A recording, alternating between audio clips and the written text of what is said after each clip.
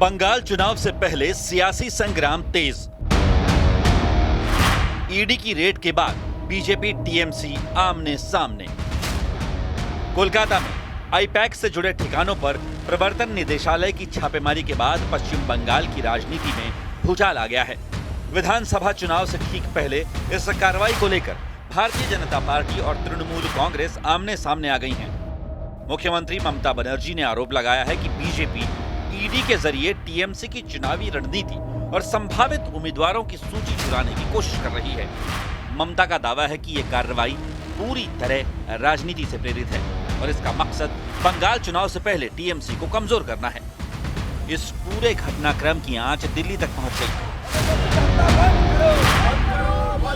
राजधानी में केंद्रीय गृह मंत्री अमित शाह के घर के बाहर टीएमसी सांसदों ने जोरदार प्रदर्शन किया। पार्टी का कहना है कि केंद्र सरकार केंद्रीय एजेंसियों का इस्तेमाल विपक्ष को डराने और चुनावी मैदान में बढ़त हासिल करने के लिए कर रही है। देखिए, अमित शाह डरे हैं, नरेंद्र मोदी डरे हुए हैं। उनको मालूम है उनके इंटरनल सर्वे में केवल 25 सीटें दिखाई गई हैं कि वो जीतने वाले हैं। ऐसे में वो हमारे जो महत्वपूर्ण दस्तावेज थे, आईपैक हमारी कंपनी है जो 2019 से हमने रखी हुई है और उसके अंदर हमारी सारी स्ट्रेटजी तब से लेके हमारे कैंडिडेट कौन है रहेंगे, हमारे आगे रणनीति चुनाव में कैसे किस प्रकार से होगी, इन सभी चीज़ों का दस्तावेज था जिसको चुराने के लिए अमित शाह ने ईडी को भेजा था।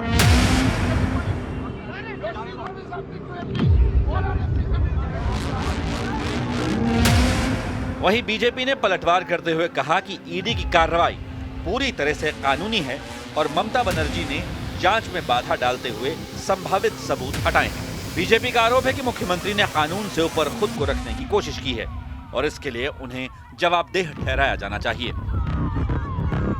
भारत में बंगाल में जो हुआ वो आज तक नहीं हुआ कि एक सिटिंग मुख्यमंत्री एक प्राइवेट प्रॉपर्टी में घुसकर जहां मनी लॉन्ड्रिंग की कार्रवाई चल रही है ईडी के द्वारा, वहां चली जाए, ईडी के लोगों को धमकाए और पेपर स्नैच कर वॉकआउट कर जाए। आपको मालूम है बंगाल कोल स्मगलिंग का एक बहुत बड़ा हॉट स्पॉट बना है। रूलिंग पार्टी के बहुत लोग का इन्वॉल्वमेंट है, उसकी चर्चा कई बार हुई है। उनका आचरण लोकतांत्रिक मर्यादाओं का उन्होंने तार तार कर दिया। It's a completely criminal offence.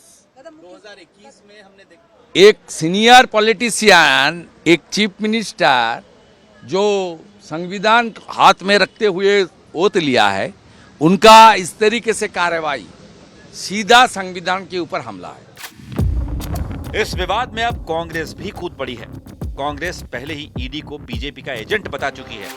Congress और टीएमसी के मुताबिक केंद्रीय एजेंसियों का दुरुपयोग कर चुनाव से पहले विपक्षी दलों को दबाने की रणनीति अपनाई जा रही है।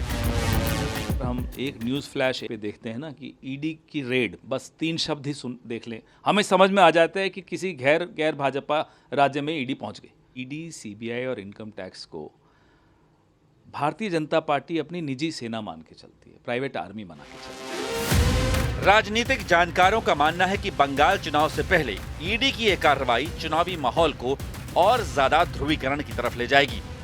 एक तरफ टीएमसी इसे चुनावी साजिश बता रही है तो दूसरी तरफ बीजेपी भ्रष्टाचार पर कार्रवाई का नैरेटिव आगे बढ़ा रही है।